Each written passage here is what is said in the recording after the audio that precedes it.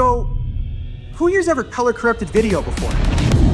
We've had Lumetri for a long time, and I'm happy to tell you that we have been working for the past 3 years behind the scenes to reinvent color grading for video editors. The new color mode is really gonna speed my process. It was very, very impressive. Color correction has been like the last missing piece that I don't feel like I've had a ton of control over. We're going to be able to start delivering better quality products because these tools look really easy to use and seem very intuitive. We are inventing new ways to color that have never been done before. This is the new color mode. First thing I'm gonna do here is take a look at my clip, and I think it could use a little bit of a contrast adjustment. I'm gonna hover over contrast right here, and I'm just gonna click once on my laptop. When I clicked, you notice that a heads-up display, a scope, appeared right next to my program monitor. I'm gonna go ahead and make my contrast adjustment by moving up and down.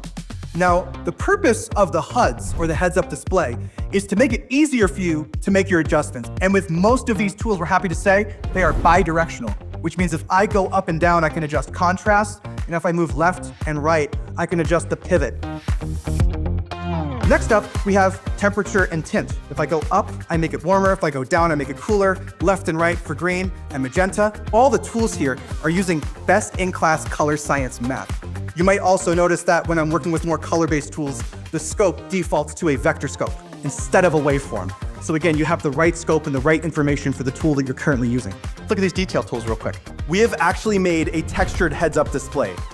So I can actually see how much texture I'm adding or taking away from the image, and I can very quickly add blur or sharpness to the image. This new color mode in Premiere utilizes zones, which means we can strictly limit the luminance ranges on the clip as you color. So what I can do is I can choose to isolate the shadows or the highlights. I'm only adjusting the brightest parts of the image. Now I retain my cloud detail, I have my sky, and it's exposed. So if I decide I like this look and I want this look to be on my entire project, all I'm gonna do is take this one clip operation right here, just going to drag and drop and add it to the sequence. Operations is one of the cornerstones of what makes color mode so unique. I can add as many of them as I want. And the level of copy and paste mechanisms you can have between operations and the individual tools is massive. Very, very sophisticated, fine detailed adjustments like this, we've never had this capability before. Now, who here has ever used a LUT?